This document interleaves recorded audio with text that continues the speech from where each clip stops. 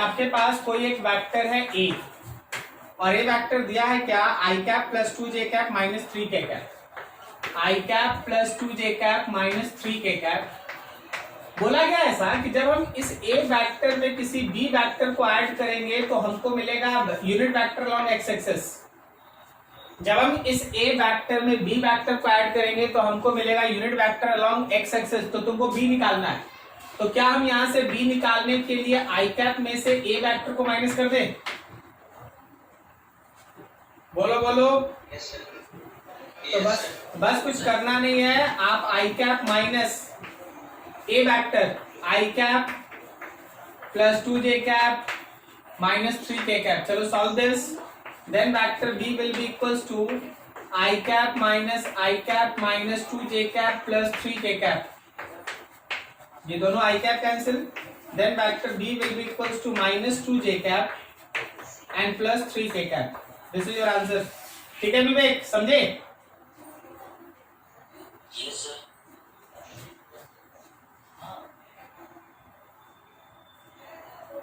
और किसी का भेजा हुआ था? हाँ, आपका नाम तो नहीं है मेरे पास, लेकिन एक और क्वेश्चन है। Particle start from rest angular velocity, शायद ये फर्स्ट बैच का है, सॉरी वो बैच का नाम भी नहीं लिखा है।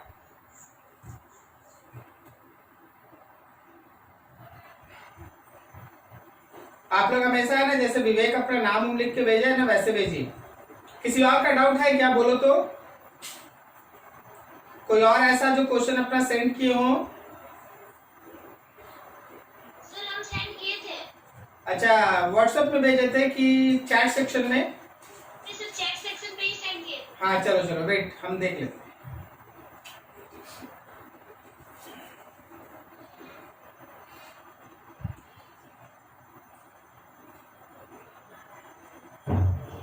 अंजलि। Yes sir. हाँ जी, देखो क्वेश्चन है, लिखा है the adjacent side of a parallelogram represented by two vectors, the area of the parallelogram is. Area of the parallelogram, क्या हम लोग क्रॉस प्रोडक्ट पढ़ना स्टार्ट किए हैं? No sir. हम लोग डॉट प्रोडक्ट खत्म किए ना? हम लोग डॉट प्रोडक्ट पढ़ रहे थे ना? Yes sir. हाँ, तो ये क्रॉस प्रोडक्ट में आएगा अंजलि, आज ही हम आपको बता देंगे। अभी क्रॉस प्रोडक्ट पढ़ाना स्टार्ट करेंगे ना, ये क्वेश्चन हम सॉल्व कर देंगे, ठीक है? और किसी का कुछ? विवेक किसी बैच में है क्या? अभी तो क्वेश्चन आपका था ना? Yes sir. हाँ ठीक है, हो गया आपका। चलो बढ़िया, इसी तरह से एकदम एक्टिवली है ना काम करना, बहुत बढ़िया। आप लोग इसी तरह से क्वेश्चन सेंड करते रहिए, मजा आता है पढ़ाने में। मानसी है क्या इसी बैच में? नहीं, चलो ठीक है, आगे बढ़ते फिर। क्या आपको लास्ट डे के क्लास तक में कोई प्रॉब्लम किसी को?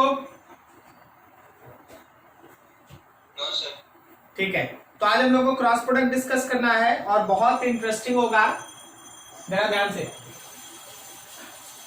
अच्छा, हमको यहाँ तक याद है ना, हम डॉट प्रोडक्ट जब लास्ट खत्म कर रहे थे ना, तो हमको लगा कि कुछ इंटरेस्टिंग था जो हम बोले थे कि अगले दिन बताएंगे, ऐसा था क्या? Yes sir. Yes sir. हाँ वेरी गुड। चलो देखो क्वेश्चन से हम स्टार्ट करते हैं। हमको याद आएगा हम कहां तक थे।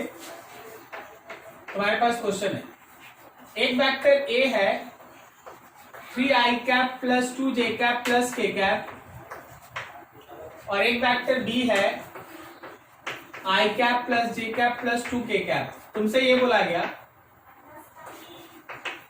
Find component of vector A in direction of vector B. ठीक है, यहां पे हमको कुछ लिखना, हम अभी नहीं लिखेंगे, हम बाद में लिखेंगे। ठीक है, अब देख, इस क्वेश्चन को सॉल्व करने का एक फंडामेंटल तरीका, एकदम बेसिक से चलते हैं। सपोज ये हम लोगों का ए वेक्टर, ये एंगल थीटा, ये हम लोग का बी वेक्टर। तो अगर हम ए का कंपोनेंट बी की तरफ ले तो ए कॉस थीटा निकालेंगे ना? Yes sir. According to question find क्या करना है हम लोग को, component of vector A in direction of vector B निकालना है। इसका मतलब हमको ए cos थीटा चाहिए, और ए cos थीटा का मतलब है कि ए का बी के साथ डॉट प्रोडक्ट और इसमें बी के मैग्नीट्यूड से डिवाइड। क्लियर है ना? तो ए cos थीटा होगा हम लोगों का a x b x plus a y b y plus a z b z divided by b का मैग्नीट्यूड। कहने का मतलब बी के एक्स कंपोनेंट का स्क्वायर, बी के वाई कंपोनेंट का स्क्वायर और बी के जेड कंपोनेंट का square. So a x b x, a x b x, a x b x 3 into 1, 2 into 1, 1 into 2, 3 into 1, 2 into 1 and 1 into 2 by under root b का 1 square 1 square 2 square 1 square 1 square and 2 square. सबको solve करा तो हमारे पास आया a cos theta is equal to 3 2 2 7 ऊपर 1 1 4 under root 6। क्या सही है? So a cos theta is 7 by root 6। अब जो बोल रहे हैं उसको ध्यान से सुनना। 7 बाई रूट 6 मैग्नीट्यूड है या डायरेक्शन? Very good. ये क्या है? This is magnitude of component of A vector in direction of B vector. अगर तुमसे बोल दे कि इन डायरेक्शन ऑफ बी निकालो, केवल मैग्नीट्यूड निकालो, तो this is your answer.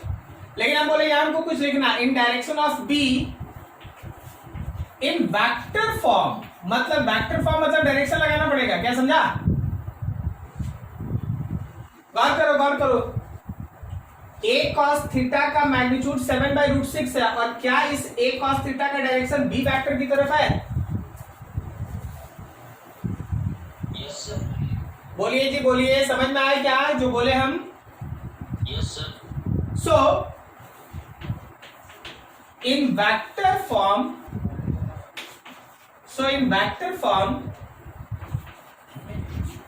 component of vector A in direction of vector B is actually magnitude के जगह पे a cos थीटा और डायरेक्शन की जगह पे b कैप। मैग्नीट्यूड के जगह पे a cos थीटा और डायरेक्शन की जगह पे b वेक्टर का cap. So it is a cos theta आप कितना निकाल लिए? 7 बाई रूट 6, और बी कैप निकालना है। हम तो थोड़ा बी कैप को अलग से पढ़ा दें, थोड़ा आपको याद दिला दें।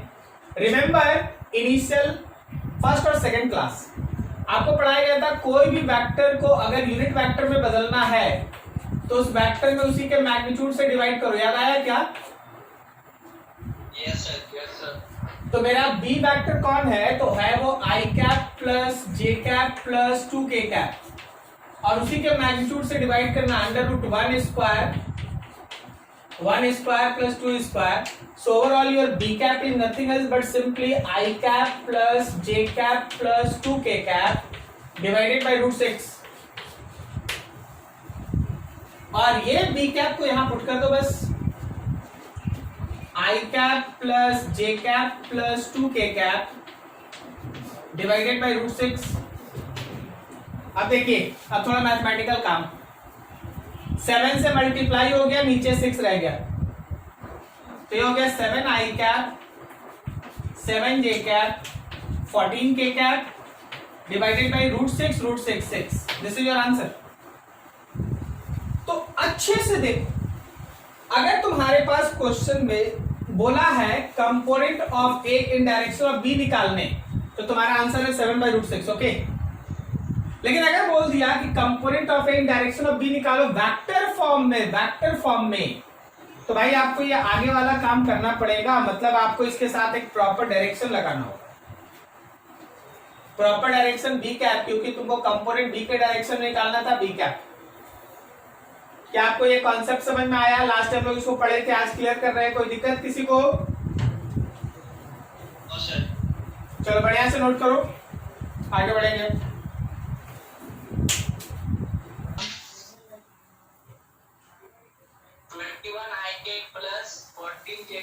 7 cap by 40. 21 I cap plus 14 J cap plus 7 K cap by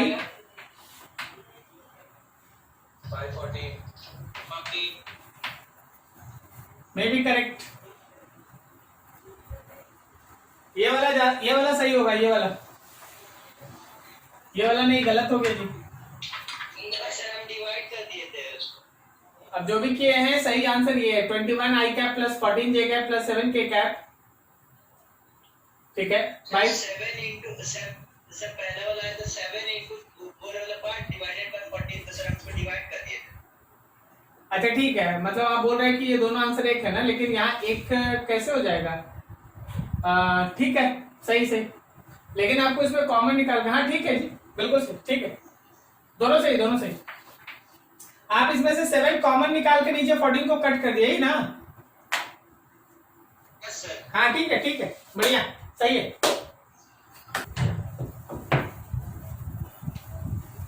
चलिए अब क्रॉस प्रोडक्ट में आगे बढ़ते हैं।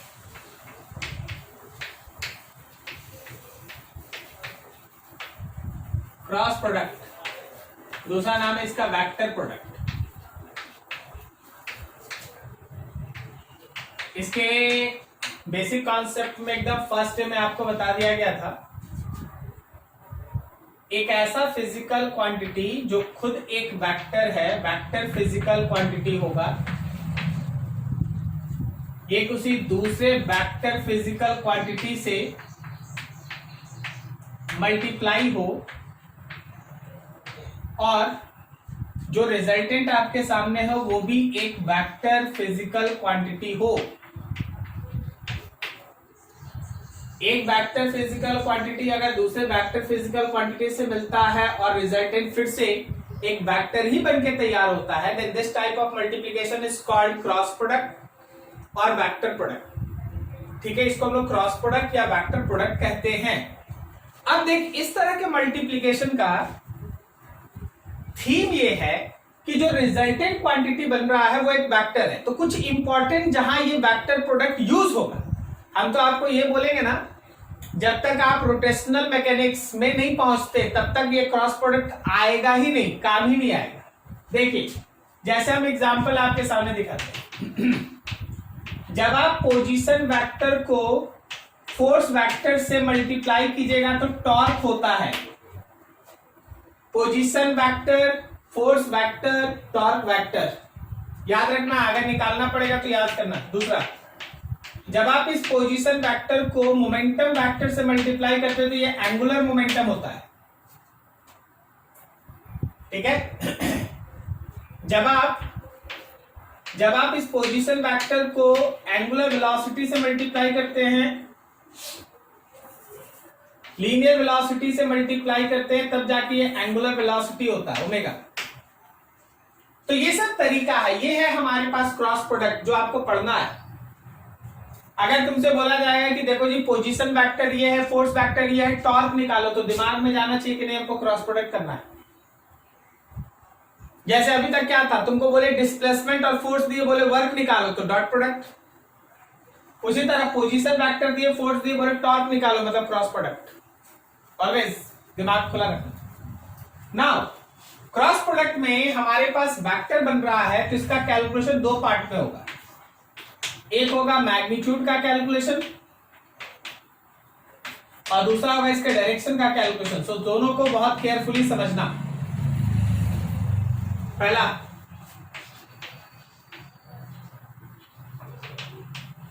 Calculation of cross product. आज हम लोग सीखेंगे क्रॉस प्रोडक्ट निकालते कैसे, एक एक करके। हमेशा ध्यान रखिए कि मान लीजिए, देखिए आपको है ना, यहां बोर्ड पे यहां 3 डायमेंशनल फिगर बनेगा, मतलब 2 डायमेंशन बोर्ड पे आपको 3 डायमेंशनल फिगर सोचना पड़ेगा, इमेजिन करना पड़ेगा। जैसे देखो जी, ये तुम्हारे स्टडी वाला टेबल है, ये तुम्हारा स्टडी टेबल है जिसपे तुम बैठ के पढ़ाई करता है, ये स्टडी टेबल। तो ये स्टडी टेबल का अपना ऊपर वाला टॉप है। क्या आपको फिगर समझ में आ रहा है? Yes sir. ये स्टडी टेबल का ऊपर वाला टॉप। इसका बहुत बड़ा प्रॉब्लम है, ये 3 डायमेंशनल होता है, इसलिए आपको इमेजिन करना पड़ता है ध्यान से। हाँ, कहीं डाउट होगा बात करेंगे। अब मान लीजिए कि आपके टेबल टॉप पे 2 वेक्टर है, एक वेक्टर है ए, क्या ये दिख रहा है, ये vector A vector, yes sir, और एक वेक्टर है बी, उनके बीच का एंगल है थीटा। तो जब आप इन दोनों वेक्टर का क्रॉस प्रोडक्ट निकालते हैं, मैग्नीट्यूड निकालते हैं क्रॉस प्रोडक्ट का, ए और बी के क्रॉस प्रोडक्ट का मैग्नीट्यूड निकालते, then it will be equals to area of parallelogram. Anjali आपका यही क्वेश्चन था ना, 2 वेक्टर दिया था, उसका है ना हमको एरिया निकालना था पैरेललोग्राम का। Yes sir. आ गया। अगर हम लोग 2 वेक्टर का क्रॉस प्रोडक्ट निकालते हैं उसका मैग्नीट्यूड, तो वो एरिया ऑफ पैरेललोग्राम होता है। पैरेललोग्राम, चलो यहां पैरेललोग्राम बनाएं, देखना ए के पैरेलल यहां से लाइन खींच दिए भाई, और बी के पैरेलल यहां से लाइन खींच दिए। तो ये चलो हम फिगर थोड़ा है ना थोड़ा क्लियर इधर कर देते हैं, इधर थोड़ा साफ साफ बना। ये वेक्टर मेरा बी, ये वेक्टर ए, बीच का एंगल थीटा, तो इनसे ये बना ना पूरा पैरेललोग्राम। इस पैरेललोग्राम का जब तुम एरिया निकालेगा ना, इस पैरेललोग्राम का जब तुम एरिया फाइंड आउट करेगा, तो जो एरिया आप निकालिएगा याद रखिएगा वही क्रॉस प्रोडक्ट का मैग्नीट्यूड है। कोई हमको बता सकता है क्या कि पैरेललोग्राम के एरिया का फॉर्मूला क्या होता है? क्या ये फॉर्मूला बेस इंटू हाइट होता है? Yes sir. तो देखना बेस में आप ए वेक्टर ले लो भाई सब कोई, और हाइट में जो हाइट दिख रहा है वहां होगा बी थीटा, तो ये हो गया B sine theta.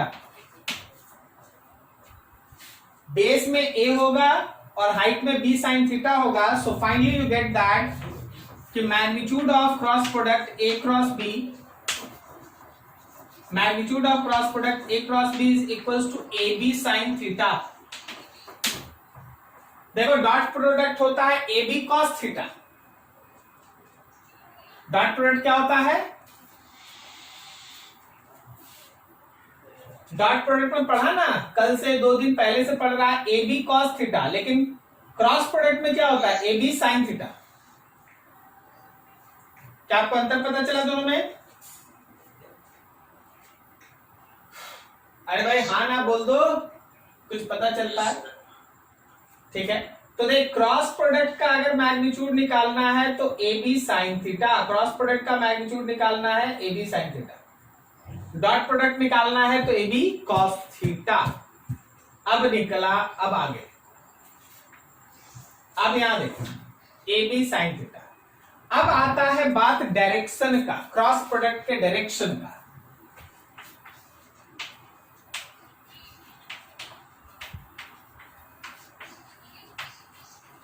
Direction of cross product हमेशा ध्यान रखना, यूज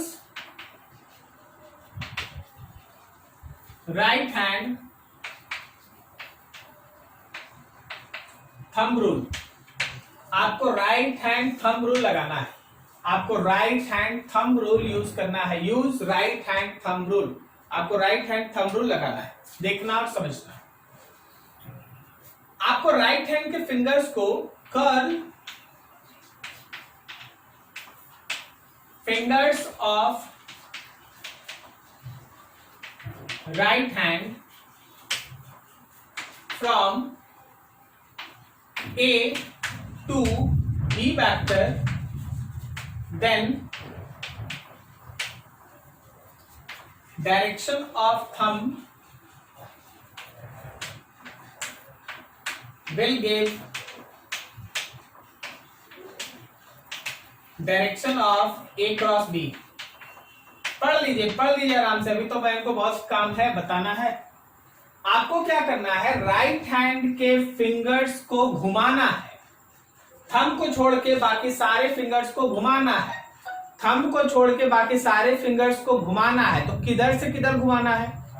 ए से बी की तरफ, ए वेक्टर से बी वेक्टर की तरफ घुमाना है, तो थंब का एक डायरेक्शन आएगा, ऊपर आएगा, नीचे आएगा, लेफ्ट आएगा, राइट आएगा, किधर भी आएगा, थंब का एक डायरेक्शन आएगा। जो थंब का डायरेक्शन होगा वही ए क्रॉस बी का डायरेक्शन होगा। क्या आपको ये स्टेटमेंट का मतलब समझ में आया? Yes sir. आपको अपने राइट हैंड के सारे फिंगर्स को एक्सेप्ट थंब घुमाना पड़ेगा ए वेक्टर से बी वेक्टर की तरफ, तो जो तुम्हारे थंब का डायरेक्शन आएगा वही हमारे ए क्रॉस बी का डायरेक्शन होगा। अब चलो जी थोड़ा यहां दिमाग दौड़ा लो। ए वेक्टर है और बी वेक्टर तो अंदर है ना, तो अगर हम ए से बी की तरफ, ए से बी की तरफ अगर हम फिंगर्स को घुमाते, ए से बी की तरफ अगर हम फिंगर्स को घुमाते तो थंब ऊपर आएगा ना। Yes sir. तो याद रखना कि this is the direction of A cross B. यह है ए क्रॉस बी का डायरेक्शन। अब देखो, अगर हम तुमसे बोलेंगे कि बी क्रॉस ए का डायरेक्शन बताओ, तो बी क्रॉस ए के लिए हमको हाथ को उल्टा करना पड़ेगा, तब हम बी अंदर से बाहर की तरफ घूमेंगे, समझे? बी अंदर है ना, अंदर से बाहर की तरफ घूमेंगे तो थंब मेरा नीचे होगा। तो याद रखना ए क्रॉस बी ऊपर था, लेकिन बी क्रॉस ए नीचे है।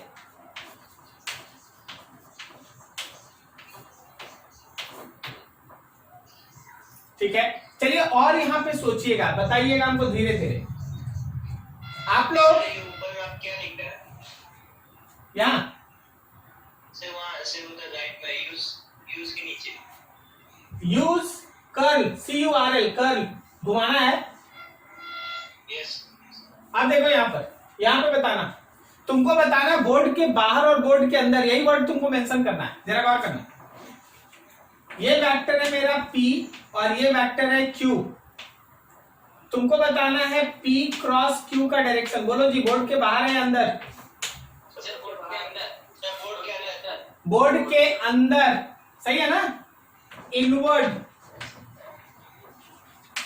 दूसरा वेक्टर बताओ, मान लो ये वेक्टर है M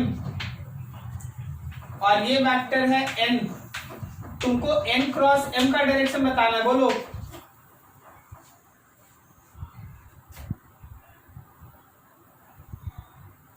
बोर्ड के अंदर या बाहर? सर बाहर। बाहर, N से M की तरफ, थंब बाहर, आउटवर्ड। मान लो जैसे तुम्हारे पास है ए वेक्टर और तुम्हारे पास है बी वेक्टर। बोलो जी, ए क्रॉस बी का डायरेक्शन बोलो। सर बोर्ड के अंदर सर। अंदर कैसे भाई? ए से बी बाहर ना, ए से बाहर होगा। वही ना, आउटवर्ड, बाहर। क्या आपको डायरेक्शन समझ में आ रहा है? Yes sir. चलिए नोट कीजिए यहां तक, फिर और पढ़ेगा। अभी बहुत सारी चीजें इसमें सीखने का धीरे धीरे।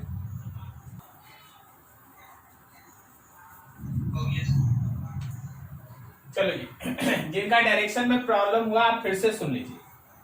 देखिए, आपको है ना राइट हैंड को यूज करना। सबसे पहले हड़बड़ी में आधा से ज्यादा स्टूडेंट लेफ्ट हैंड उठा के अपना न्यूमेरिकल बना देता है, गलती हो जाएगा, उल्टा आ जाएगा आंसर।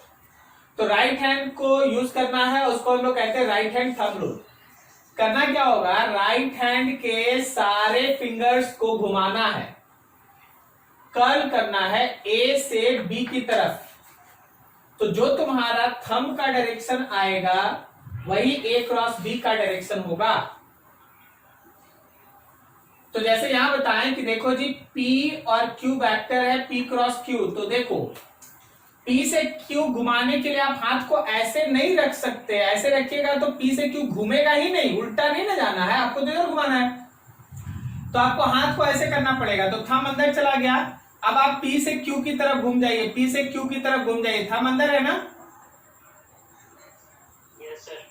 तो डायरेक्शन हो गया इनवर्ड, थंब अंदर, इनवर्ड।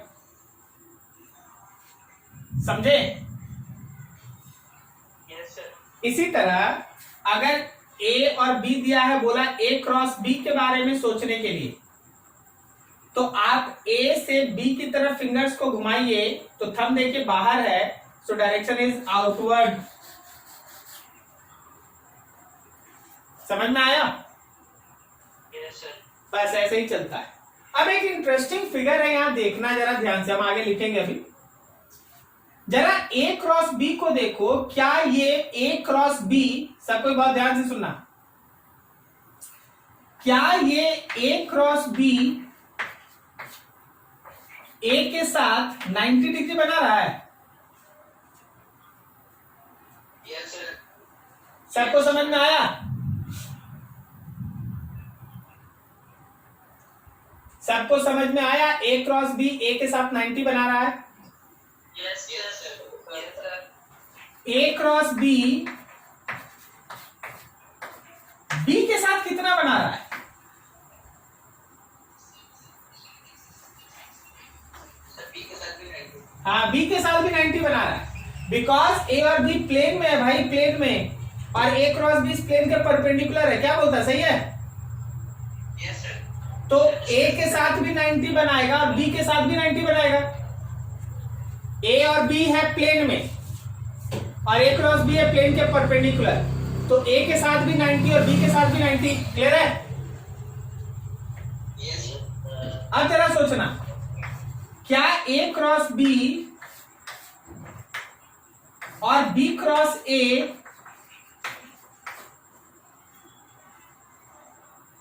एक दूसरे के साथ एंटी पैरेलल है? Yes sir. Yes sir. A cross b ऊपर है, बी क्रॉस ए नीचे। इसमें किसी को दिक्कत? No sir. No sir. अब चल देख, इन सबको एक जगह कंक्लूड करते हैं, थोड़ा इमेजिन करते रहना, फिगर को ध्यान में रखना। हाँ?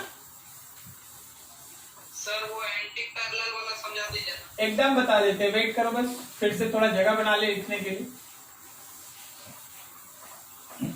देखो, शुरुआत से करते हैं, कुछ इंपॉर्टेंट रिलेशन है। ए क्रॉस बी जो है वो वेक्टर ए पे परपेंडिकुलर है। दूसरा, ए क्रॉस बी जो है वो बी पे भी परपेंडिकुलर है। अब देखो जी, जो एंटी पैरेलल पूछ रहे हैं, ए क्रॉस बी का डायरेक्शन ऊपर है यस सर। और बी क्रॉस ए का डायरेक्शन नीचे है ना, यस सर। तो दोनों एक दूसरे के अपोजिट डायरेक्शन में हुआ ना। तो लिख सकते हैं क्या? देखो, हम पहले लिख दे, a cross b is in opposite direction of B cross a. Correct है? अब इस अपोजिट डायरेक्शन को तुम ऐसे लिख सकता है कि ए क्रॉस बी। देखना अपोजिट डायरेक्शन को कैसे कैसे लिख सकते हैं। अपोजिट डायरेक्शन को तुम ऐसे भी दिखा सकता है, एक ऊपर है तो एक नीचे है। क्या बोलता है? इसी को तो एंटी पैरेलल कहते हैं। Yes sir. अगला देखो, इसी अपोजिट डायरेक्शन को और कैसे लिख सकता है, देखना, ए क्रॉस बी को लिख दें minus of B cross A. Yes sir. Minus भी तो बताता अपोजिट डायरेक्शन। Yes sir. ठीक है, और देखो इसी का अपोजिट को कैसे लिख सकते हैं, angle between A cross B and B cross A is pi. ये समझा क्या? पाई। ए क्रॉस बी ऊपर है, बी क्रॉस ए नीचे है, तो दोनों के बीच का एंगल 180 ना। Yes sir. 180। हाँ, 180 डिग्री, बिल्कुल सही। तो ये तरीका है क्रॉस प्रोडक्ट में ऐसे लिखने का। आगे देखना, आगे देखना। एक बात तय हो गया, एक बात क्या तय हो गया, हम वो लिखते हैं। So a cross b is normal to the plane, normal to the plane in which A and B lies। क्या ये सही है? Yes sir. ए और बी हमेशा उस प्लेन के परपेंडिकुलर होगा जिसमें ए और बी लाई करता है। अब सुनना समझना, अगर ये एक प्लेन है, अगर ये एक प्लेन है तो प्लेन के परपेंडिकुलर डायरेक्शन में यूनिट वेक्टर को एन कैप लिखते हैं। एन कैप मतलब normal unit vector. N cap का क्या मतलब हो गया? Normal unit vector. N cap is normal unit vector. ठीक है, तो अब देख हम जो लिख रहे हैं उसको समझना। अगर हम लोग a क्रॉस b लिखते हैं तो ये वैल्यू होता है ए बी साइन थीटा और बगल में लगा रहता है एन कैप। क्या आपको मतलब पता चला एन कैप का मतलब क्या है?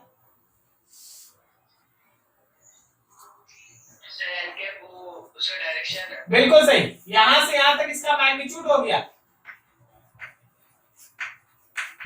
और ये एन कैप बता दिया कि जिस भी प्लेन में ए और बी होगा क्रॉस प्रोडक्ट हमेशा उसके कैसा होगा? नॉर्मल होगा। Normal N cap. क्या आपको ये लॉजिक समझ में आ रहा है? यहां तक किसी को भी कोई प्रॉब्लम? सर लास्ट स्टेप में सर AB का जब क्रॉस प्रोडक्ट लिखे तो उसमें मॉड लिखे आप। हाँ मॉड लिख दिए। तो मैग्नीट्यूड केवल बोलेगा तो अच्छा देख, मैग्नीट्यूड बोलेगा तो ए बी साइन थीटा लिख दो। अच्छा छोड़ो, हम ऐसे कर देते हैं। आप सही है? यस ठीक है ना? तो ऐसा रहा ए बी साइन थीटा और एन कैप रहा उसका direction, normal unit vector direction. ठीक है, अब देखिएगा यहां से हम लोग अगला सेक्शन इसमें ऐड करते हैं कि आई कैप जे कैप के कैप के बीच का यूनिट वेक्टर का क्रॉस प्रोडक्ट कैसे निकालते हैं। Calculation of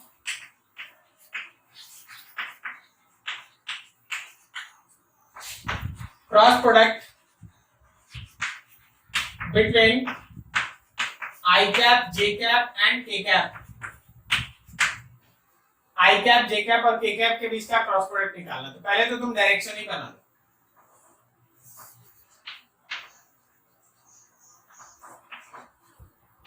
x axis, y axis, z axis. X की तरफ अपना आई कैप, वाई की तरफ जे कैप और जेड की तरफ के कैप। ये तीन वेक्टर्स। अब पहला हम लोगों का काम है आई कैप और आई कैप के बीच का क्रॉस प्रोडक्ट निकालना। जब आप आई कैप और आई कैप का क्रॉस प्रोडक्ट निकालेंगे तो ए लिखने का मतलब है पहला वेक्टर का मॉड, बी लिखने का मतलब है दूसरे वेक्टर का मॉड और फिर साइन उनके बीच का एंगल का थीटा और साथ में एन कैप। बोलो जी, अगर दोनों आई कैप है, दोनों एक्स में है, आई कैप है, आई कैप, एंगल कितना? 0 0। अरे 90 कैसे देख रहा बॉस? आई हाँ तो 0 को 0, 90 बोलेगा तो 90 ने सुनाई देगा। तो साइन 0 का वैल्यू बता दो सब कोई।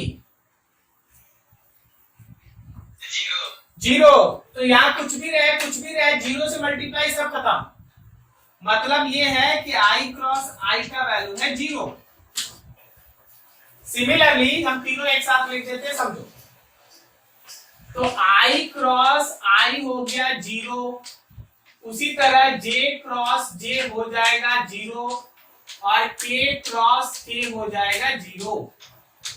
एकदम तीनों याद रखना, आई आई 0, जे जे 0 और के 0। ठीक है, तो सर आई कैप क्रॉस के कैप क्या होगा? आई कैप क्रॉस जे कैप क्या होगा? देखो आई का मैग्नीट्यूड, जे का मैग्नीट्यूड, साइन। अब बोलो आई और जे के बीच का एंगल कितना? 90 डिग्री और साथ में लगेगा एन कैप। अब एक 1 है 1 है 1 है तो केवल एन कैप बचेगा। I cross j is equal to n cap. Yes sir. अब बात आता है कि सर यहाँ एन कैप का मतलब क्या? अपना राइट हैंड यूज करना, राइट हैंड यूज करना। आई क्रॉस जे बोलो तो तुम्हारा थंब किसके डायरेक्शन में आया? Sir Z axis. Z axis मतलब के कैप ना। Yes sir. तो अभी ये एन कैप जो है वो एक्चुअली के कैप लिखा जाएगा, ठीक है। Yes sir. अब हम आपको एक ट्रिक बता देते हैं, इतना मेहनत करने का जरूरत है, एक छोटा सा ट्रिक है, उसको देखिए। आप बना लीजिए एक सर्कल और इसमें 3 एरो एक डायरेक्शन में डाल दो। मान लो आई लिख दिए, एक को जे लिख दिए और एक को के लिख दिए। देखना, जब आप आई से जे जाइएगा तो आंसर के कैप होगा,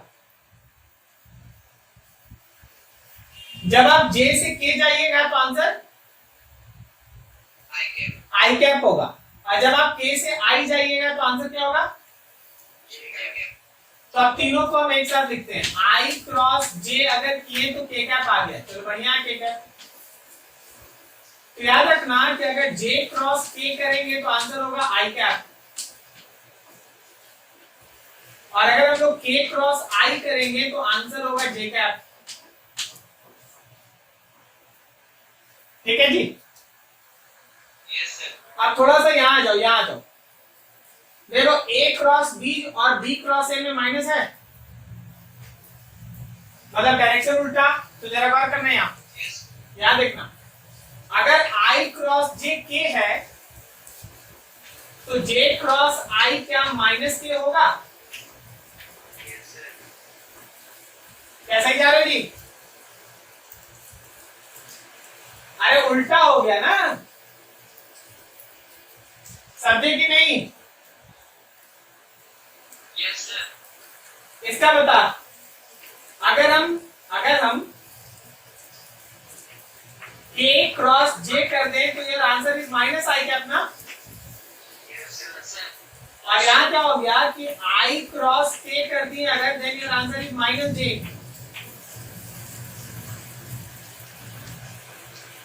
इस पे देखो, जब तक आप एरो के डायरेक्शन में देखिए, आई से जे गए तो के कैप हुआ, जे से के गए तो आई कैप हुआ, के से आई गए तो जे कैप हुआ, सब देखो तीनों प्लस है। लेकिन जब आप जे क्रॉस आई जाते हैं, जब आप जे से आई की तरफ जाते हैं, देखो एरो के उल्टा घूम रहे हैं ना, तो ये आंसर है माइनस के कैप, माइनस के कैप। अगला देखो, के क्रॉस जे, के से जे जाना मतलब उल्टा जाना, के से जे जाना मतलब उल्टा जाना, तो माइनस आई। और उसी तरह अगर आई क्रॉस के किए, आई क्रॉस के किए उल्टा गए तो माइनस जे। सब इस सर्कल से बन जाता, सब इस सर्कल से बन जाता है, बस आप ध्यान रखिए सर्कल है कैसे। नोट करो यहाँ तक, फिर आगे बढ़ते हैं।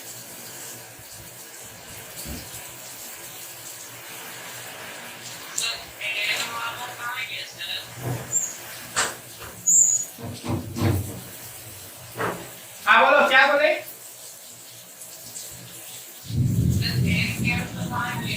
वही एन कैप और के कैप, आई कैप और जे कैप है। एन कैप का मतलब था कि उस प्लेन के नॉर्मल कौन है, तो जब हम आई और जे लेंगे तो नॉर्मल के है।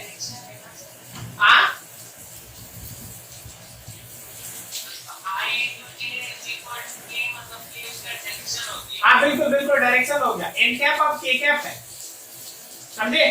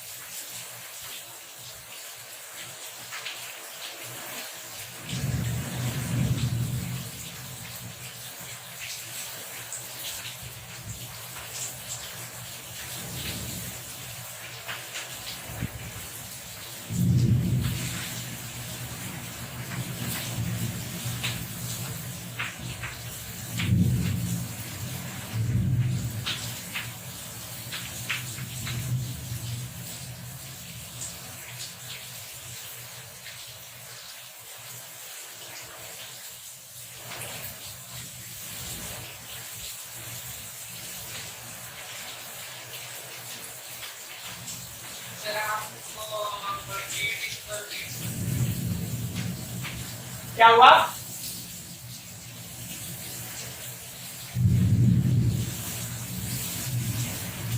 क्या हुआ जी फिलहाल?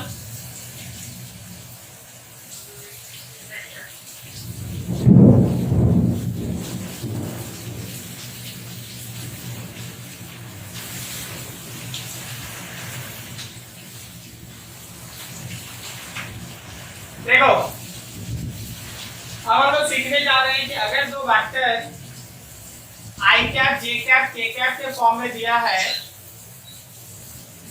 आवाज आ रही सबको?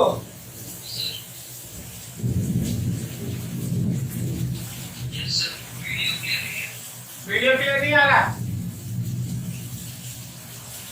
मौसम बहुत खराब हो चुका है ना, इसलिए प्रॉब्लम है। चलो आगे पढ़े कि रुके?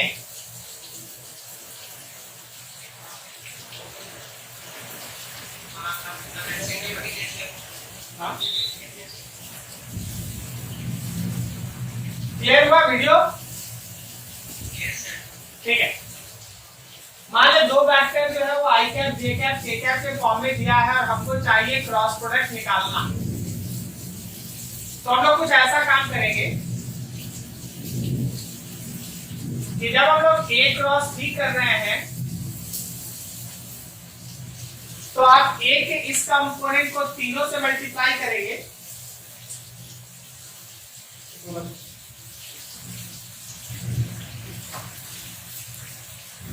उसी तरह ए के वाई कंपोनेंट को तीनों से मल्टीप्लाई करेंगे और ए के जेड कंपोनेंट को तीनों से मल्टीप्लाई करेंगे। तो एक करके देखो, ए का एक्स बी का x a x b x, जरा सोचना आई क्रॉस आई लिखेंगे,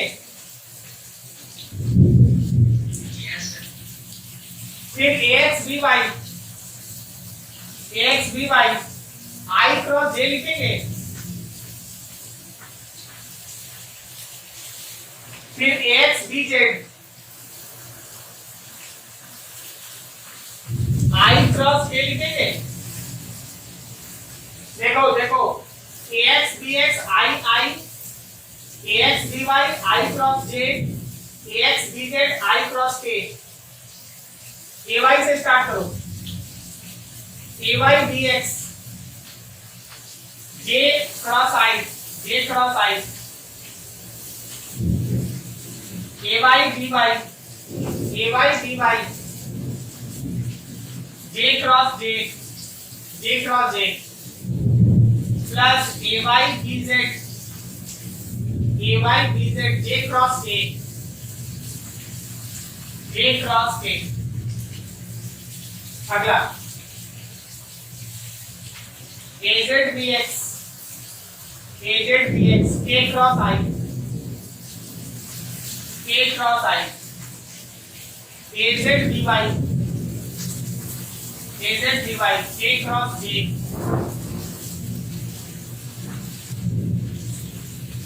ए जेड बी जेड के क्रॉस के। क्या आपको ये 9 टर्म समझ में आया कैसे लिखा हुआ है? हम बोल रहे हैं इसमें से 3 टर्म 0 होगा,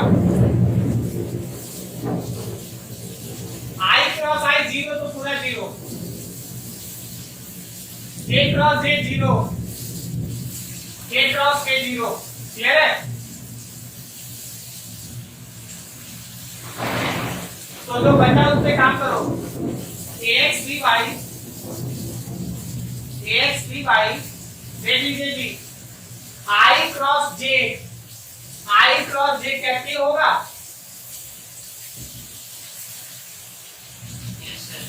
तो यहाँ लिखेंगे k cap.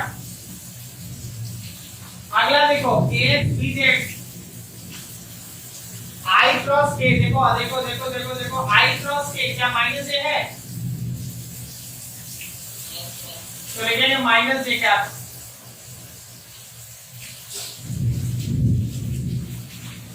A y b x j cross i, देख के बताइए जे क्रॉस आई किसके बराबर?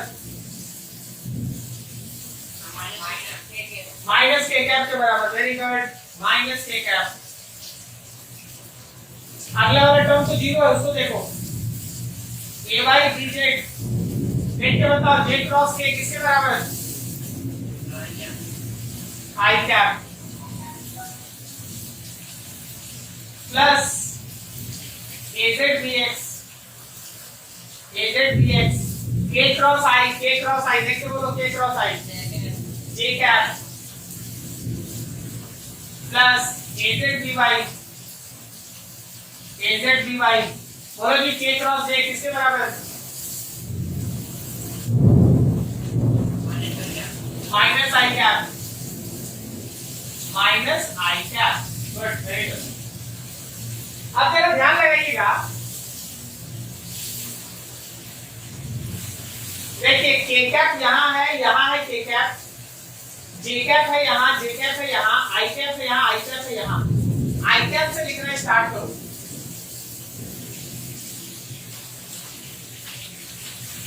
आई कैप कॉमन, तो ए वाई बी जेड माइनस ए जेड बी वाई होगा।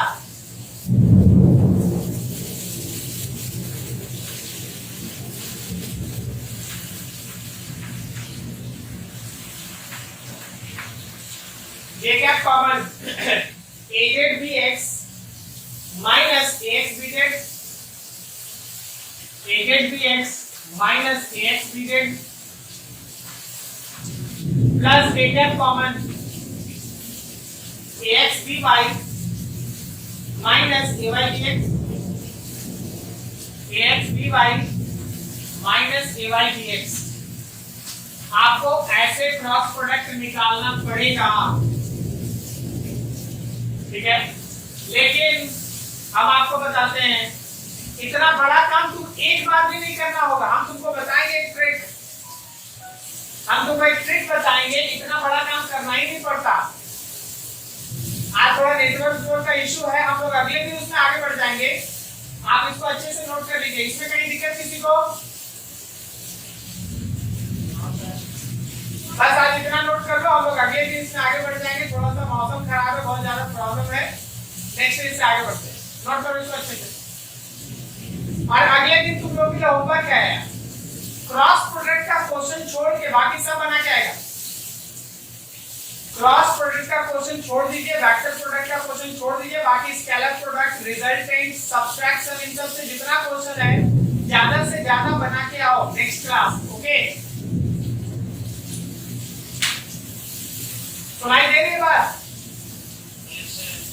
चलो ठीक है, इसको नोट कर लो, नेक्स्ट वीक से आगे बढ़ेंगे। Okay, thank you.